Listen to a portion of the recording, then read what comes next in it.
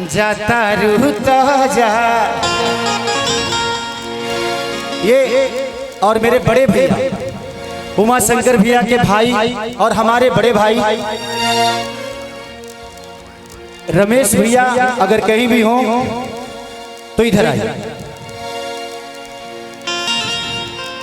उमा शंकर भैया आपका नाम लक्ष्मण रखना चाहिए। अगर वो राम है तो आप लक्ष्मण हैं। आप लोगों का प्यार और आप लोगों का स्नेह जो कलाकारों के प्रति और अपने जनता के प्रति रहता है, ये स्नेह सच में मैंने ये नहीं कि मैं यहाँ आया हूँ इसलिए बोल रहा हूँ। जो मुझे अच्छा लगता है मैं बोलता हूँ। आप लोगों को पता है कि हम बोलने के चलते कितना विवाद में रही ले, ये सच्चाई है। मैंने बहुत सारे नेताओं का कार्यक्रम किया है, लेकिन नेताओं का किया है, क्षेत्र का बेटा का नहीं किया है। बस एक ही बार क्षेत्र का बेटा का किया था, आज से 5-7 साल पहले जब मैं और रवि किशन जी आए थे। और उस शुभ अवसर पे मुझे आज तो घर की शादी है हमारे, मैं तो अब रमेश भी हमारे बड़े भाई हैं, उमा शंकर भी बड़े भाई हैं, तो भतीजे हो हमारे। ऐसा नहीं खे जे अपना भतीजा के शादी में इतना फंक्शन हम देखा था नहीं। जब इस जवार की उन 351 लड़कियों की शादी हो रही थी तो ऐसा ही भव्य स्वागत था। तो ये अपने और आप लोगों में कोई फर्क नहीं समझते, ऐसा ही तो बेटा चाहिए। आप जैसे लोगों को महाराज मुख्यमंत्री बनना चाहिए। इस जिंदगी में अगर राजनीति का मतलब पैसा कमाना है तो राजनीति नहीं करना चाहिए। उद्देश्य आपका रहना चाहिए। एक शब्द बोल रहा हूं, शायद ये कड़वा है।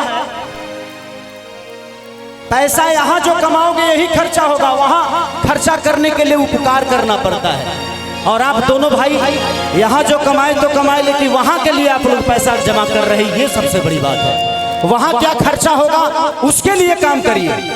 नहीं तो देखिए यहाँ कोई किसी का नहीं है। बेटा पतोह की हो जाएगी, बेटी दामाद की हो जाएगी, शरीर शमशान का हो जाएगा और जिंदगी मौत की हो जाएगी। यही सच्चाई है। और धन के तनो धन धन करत रहा, लास्ट में निधन लिखा जाएगा। ये जिंदगी है। दो लोगों को कभी नहीं भूलना चाहिए, जो माँ आपको दुनिया में लाई है और जो एक बीवी पूरी दुनिया छोड़ के आपके लिए आई है। इस दो लोगों को हमेशा याद रखिए। लवी भैया और दिल से प्रणाम। ऐसे लोगों का पैर छूने का मन करता है। आप दोनों भाइयों का एक मिसाल है। जिंदगी में अगर कुछ मांगना होगा तो मैं धरती पे जब आऊंगा आप ही दोनों को मांगूंगा कि आप जैसे लोग इस धरती पे रहना बहुत जरूरी होता है। भगवान हजारों हजार बरिस आप लोगों का परिवार का ऐसे ही खुशनुमा जिंदगी रखे। थोड़ा सा साइड हो जाएंगे तो मैं लोगों को देख पाऊंगा। भैया बेंजू बंद है हुआ है ने के टूट गइल लो। अब जान बचल बा तोनो तुरिये दे बलो। ए विनोद ओकरा ऊपर जइबा त तरह के खोजे में टाइम लगी हमनी के। ओ से तनियो ऊपर गइले तो ऊपर ऊपर निकल जीबो। तो दूल्हे का सेहरा सुहाना लगता है, दुल्हन का तो दिल दीवाना लगता है। पल भर में कैसे बदलते हैं रिश्ते।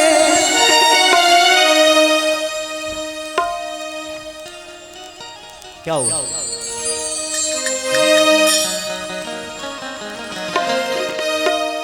कि पल भर में कैसे बदलते हैं रिश्ते। हर अपना तो देखो बेगाना लगता है, दूल्हे का सेहरा सुहाना लगता है, दुल्हन का तो दिल दीवाना लगता है। और सपना चौहान जी भी आई है, नींबू खरबूजा वाली, उनको को बोला ली। पक्का पक्का बोला ली। एगो गाना के बाद माही मनीषा जी के साथ एक गाना कर लेता हूँ। माही मनीषा बाबू आप लोग आ जाओ, एक बार आ जाइए मंच पे। माही मनीषा जी, काजल जी चली गई क्या? एक गाना उनके साथ करना है मुझे, ऐसे नहीं जाने दूंगा। कि प्यार काली परसो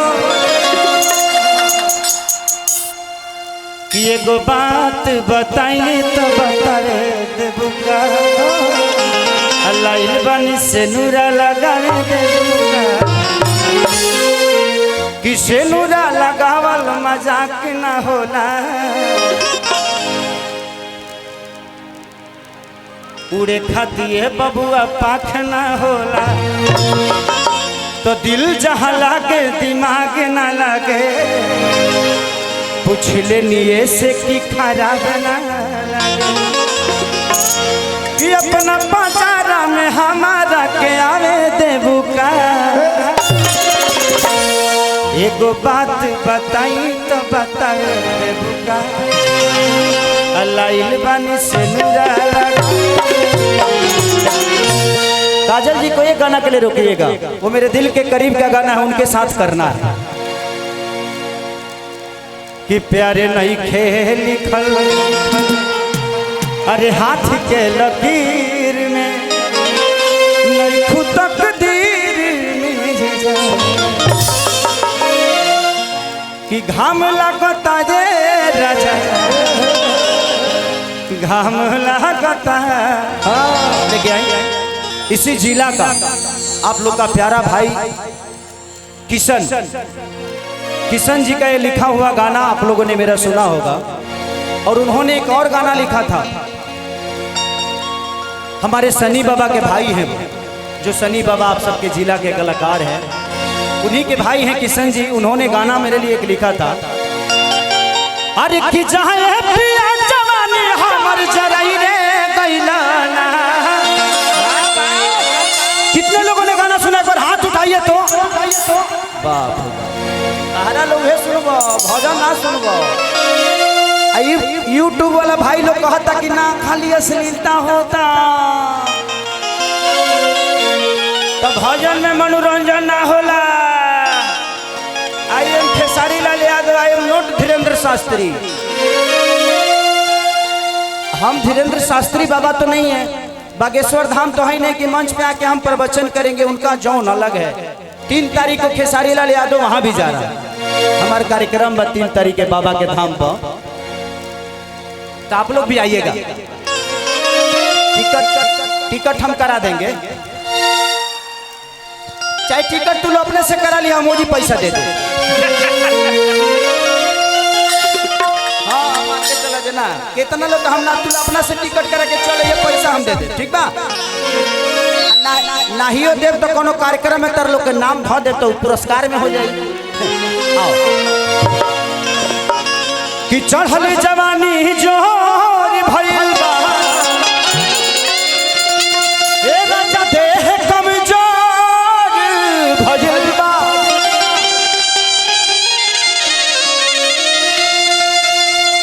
कि ना रहलोगे तो दिल में उठे आगी हो,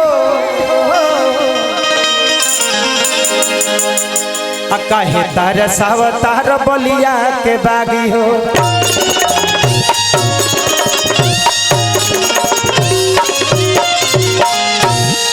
कोहरा साउंड कहाँ के हो? डिहरी। अरे अच्छा, कोहरा साउंड बहुत प्यारा साउंड है। अगर कोई भी कार्यक्रम हो तो आप लोग इनको जरूर बुलाइए। ये पैसा वैसा नहीं लेते हैं, खाली तेल खर्चा पे आते हैं, है ना। ले लाओ, तू तेलवे में मार देगा कम से कम 1-1.5 लाख रुपया। चलिए, लेकिन बहुत प्यारा साउंड है भाई, भगवान ऐसे ही बनाए रखे आपको, ताकि हम जैसे कलाकारों को मनोरंजन होता रहे। बस 1-2 गाना और गाए, बहुत कलाकार बाड़े, ऐसे जे सबके सुनल रहो जरूरी बा। शिल्पी राज हमार बहन, विजय चौहान, अंकुश राजा, अक्षरा जी भी आई हुई हैं, तो बहुत सारी कलाकार हैं, सपना चौहान, तो सबको प्यार और आशीर्वाद दे के जाइएगा। अरे कि जहां है पिया जवानी हमर जराई रे गइलाना, पगले पर हल्ला तो करो, तू पीछे से हल्ला करता रह, तू हल्ला करता रह कि हवा छोड़ता रह। 1 नंबर गिरबा तो देख लिया, नीचे कोनो चोख चीज नहीं है ना। ना तो तोहरो मजा मिले लगी आदमी बन जीवो 1 2 3 4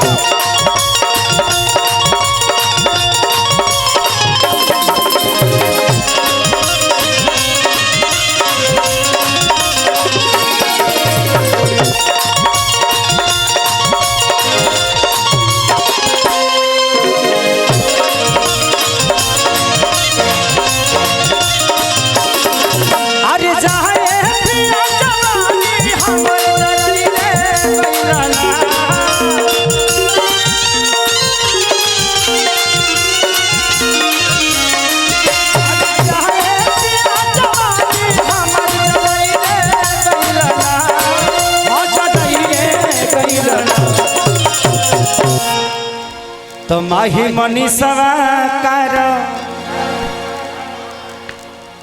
ये दोनों बच्ची के बारे में क्या बोलूं आज सच पूछिए तो लोग कहते हैं ना कि बेटा होगा तो कमा के खिलाएगा। आज ये अपने परिवार को ही नहीं बल्कि पूरे खानदान को तार दिया इन लोगों ने अपने मेहनत से, अपने ऊर्जा से, अपने कला से। और इन दोनों का मिसाल देता हूं मैं। मुझे मेहनती, मैं शिल्पी राज को प्यार क्यों करता हूं जानते हैं? मैं शिल्पी राज को सोई थी बच्ची और एक गाना गाया था। मैं 4 बजे सुबह में बोला बेटा गा दो ना। सो के उठ के उसने गाना गाया। एक गाना था मेरा, मैं और सपना चौहान जी ने किया था उसको कि दाते से कटला जाते अरे गालियां हो टमाटर जैसा। तो मेहनती कलाकार देखिए, किस्मत से आदमी ना, मेहनत से अमिताभ बच्चन बनता है और किस्मत से अभिषेक बच्चन। मेहनत करिएगा तो आज नहीं तो कल आप ऊपर आइएगा। और ये दोनों बच्ची मिसाल है कि आज ये कोई परिचय की मोहताज नहीं है। माही मनीषा का नाम ले लिए तो लोग जान जाते हैं ये कौन है। ये बहुत बड़ी उपलब्धि है बेटा। तो ये को नचनिए कायरा, ये को नचनिए ये को नचनिए कारण कनिया के